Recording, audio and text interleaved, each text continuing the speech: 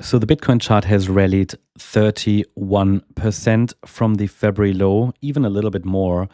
And in this video, we want to talk about if this could be it. Could we go a little bit higher? What are the next targets? But I also want to talk specifically about the downside risk and the risk that we might break below the February low and the market could reach the $40,000 area or lower. So I want to first of all talk about the structure here that we've seen from the February low and combine that with some education so that you are first of all prepared the next time a similar pattern occurs, because I always try to make these videos educational as well. I try to add in some tutorials and, very important, that you're aware about the patterns, support levels, resistances that I see on the chart so you're prepared for next week. So first of all, we've been tracking on this channel this uptrend here, this local uptrend here for quite some time now, actually since the February low. We had an initial signal in February that the market wants to go up, at least in the short term. So on this channel, we've been short-term bullish pretty much for the last couple of months. How could we identify that? How could we identify the potential for a rally? And before we talk about the micro patterns here, let's zoom out a little bit, because the overall larger degree assumption and thesis is still that Bitcoin is in a larger correction, which should result in another low, maybe later this year. However, we already had quite a sharp decline, I think around 50% from the October high, and the move unfolded as a three-wave pattern. And typically, there were two things that I was watching for. First of all, I was watching for an oversold RSI, the Relative Strength Index. Also, as I said, I show you these things so you can spot them yourself next few times when they occur, because we had the daily RSI oversold in February. This was a signal that we should very soon at least expect a decent bounce. It happened again. It worked again. It usually works. It happened also before that in November 25, and the market afterwards rallied quite substantially. Yes, again, only in a corrective move, but it rallied. We have these situations again and again on the Bitcoin chart when the daily RSI is oversold. It indicates at least an area from where a reversal should happen. It happened also in February 25. It happened also here in June, July 24. Yeah, and I could go back, and I did it before. I showed it to you. Many, many examples where this happened again and again. It is one of the more basic indicators, but it works like 9 out of 10 times. Another one, even more powerful indicator, is the use of Fibonacci. Fibonacci mathematics, we use the Fibonacci extension tool when we have a correction, which typically unfolds as a three-wave move, which is exactly what markets do, three-wave corrections. Yeah, when the first leg is done and we have the top in place of the counter trend bounce, we can use the Fibonacci extension tool to define a target. So we measure the length of the A wave, go to the high of the B wave here, A, B, and this is the C wave down in a larger A wave. Let me label that ABC. Yeah. Typically, and not only typically, very, very common, it's very common that there is a reaction to the 100% extension. Now take each of these indicators alone, great. But if you combine them and we have the 100% extension reached and the market is oversold, well, that is a really good signal that at least we have to be on the watch for an upside reversal. By the way, in addition to that, all of these previous swing lows likely generated some support as well. But yeah, basically that was kind of the overall framework, the framework, the context that told us, well, we should at least be on the watch for a bounce. And now if we go back to the Bitcoin futures chart, we can see that there was this initial significant rally after the February low. So we hit support, we had an oversold reading. So that was our first signal of a reversal. Now, does that mean this reversal candle gets bought? Well, usually after a bounce of this size, 21%, there's a pullback.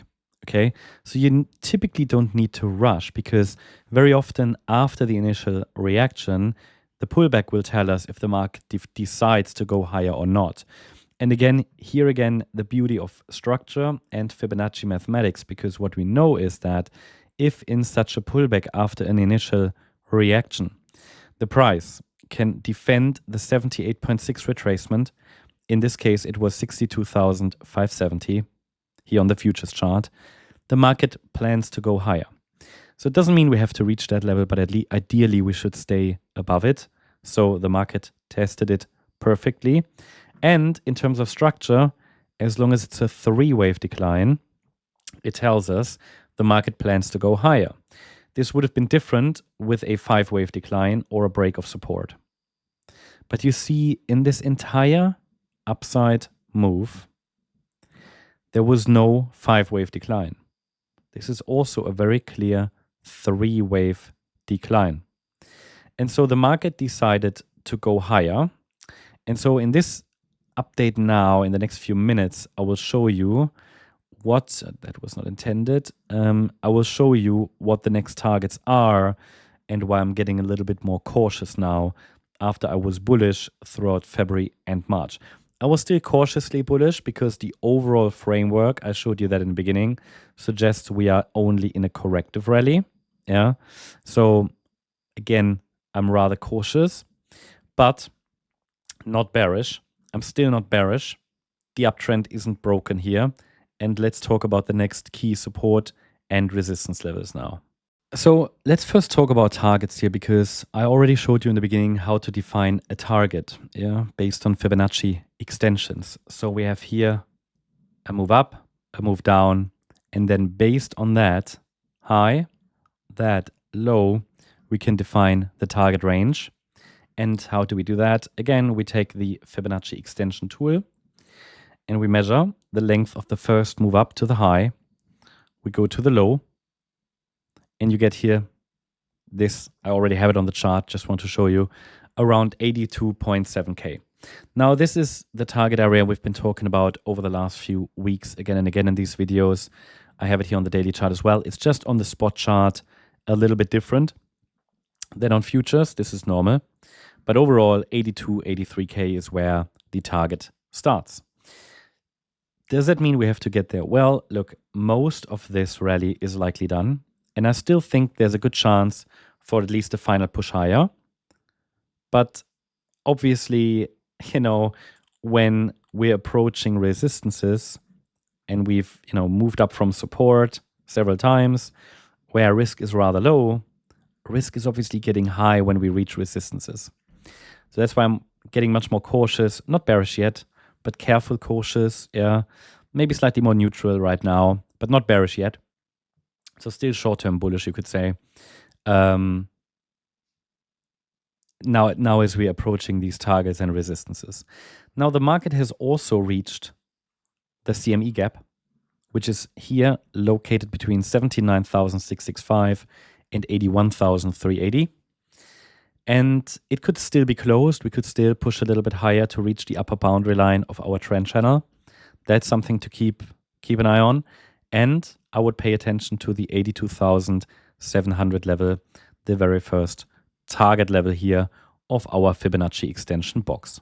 Look, as we are getting closer to these targets, it's just that probabilities are, I don't want to say probabilities are reducing that the target will be reached. Actually, they increase because we're getting closer, but it's more like the risk increases, right? Because you need to imagine down here we had strong support. We had our range support, trend channel support, and now we're moving far away from this support line.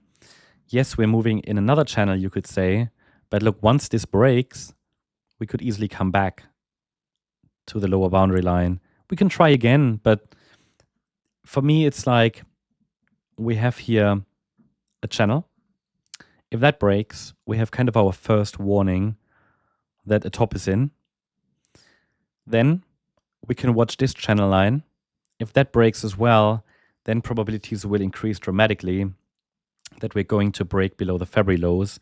And then what would be the next key Fibonacci support levels to watch?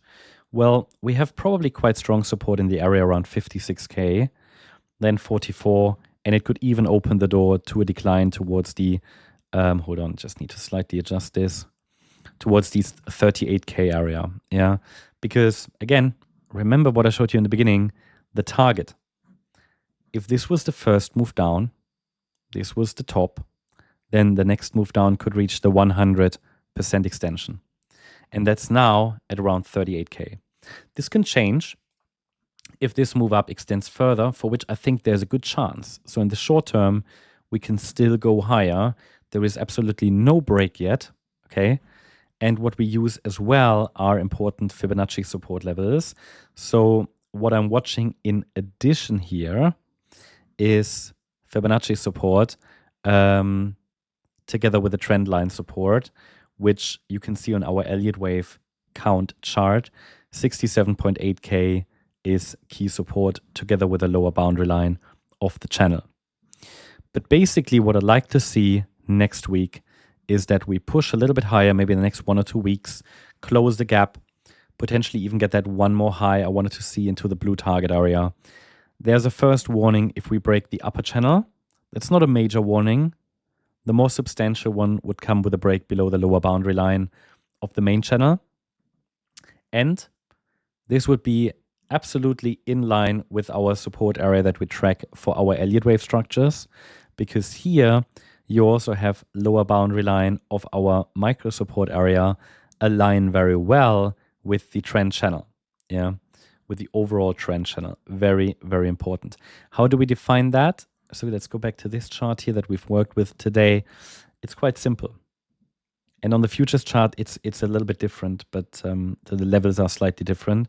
But basically, you use the Fibonacci retracement tool. You measure from the low to the top. And as I already said, the levels are slightly different.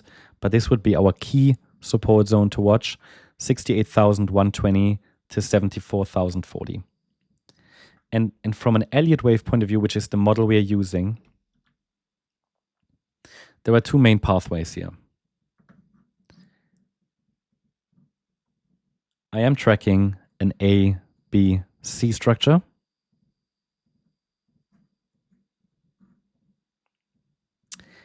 And there is a direct pathway, 1, 2, 3, 4, 5, where we could complete this C wave in a direct fashion. A C wave should be 5 waves. That could give us one more high, or even a slightly more extended version. 1, 2, 3, 4, 5. Both are possible. And for the deeper pullback one, we need to hold this support area, which is why I showed it to you. And again, all of that means I'm in the short term now much more cautious than I was weeks ago when the price was, setting up for the next rally from down here, or months ago when we were expecting the start of a larger corrective bounce. Because I'm not saying, we've reached targets yet, but we're getting much closer. And so therefore the risk for long positions is very much increasing. We are also in a process of closing the CME gap. I don't want to say that was an obvious one, but very often the markets tend to move towards these gaps. And so also with that being closed, step by step, we're ticking off the targets here and the key resistance levels. One more point I made in previous videos is that it is very likely, and this here is the daily chart again, that the market is closing or planning to close the, to break above the 21-week EMA that you can see here on the chart in white. We briefly broke above it as in last bear markets, yeah, but it's not really a decisive break. Normally what happens is kind of as it did in 2022, a break and a move up of 10% or maybe even a little bit more. That would place us into the middle of this target area.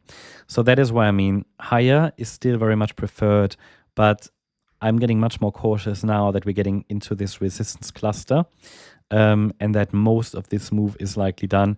Especially, I believe that after a move like 23%, a small pullback is at least likely, okay? And so a nice setup I'm telling you, a nice setup for higher prices, even though it's kind of in a corrective environment. But a nice setup would be if we get, and that's a big if, but if we get a pullback into this zone, maybe reach again the area here around the golden ratio level or the lower boundary of the channel, then to watch for an upside reaction that could take us then towards 80.5K or maybe even a bit higher. So that should really prepare you for the coming week. I hope it was helpful. It gives you a good idea of the Elliott wave structures, the next resistances to watch, but also the downside risk. Even if we continue higher, there is a slight, not a slight chance, there's actually a good chance we get a bit of a deeper pullback here. At least I would be prepared for it. Yeah. But the immediate first warning would probably come with a decisive break below the lower boundary line of this upper channel. Then watch this area, watch the lower boundary line, and as resistance, we've got the CME gap and the upper boundary line of our channel. So I hope that is all helpful. Hope you like the update. If it's helpful, make sure that you subscribe to the channel, leave a comment and subscribe. And if you're interested in additional updates, there are many additional altcoin videos for members. In addition to that, if you want to dive even deeper, check out our gold membership, which gives you access to our Discord server. All the links are in the comments. Thanks so much. Bye-bye.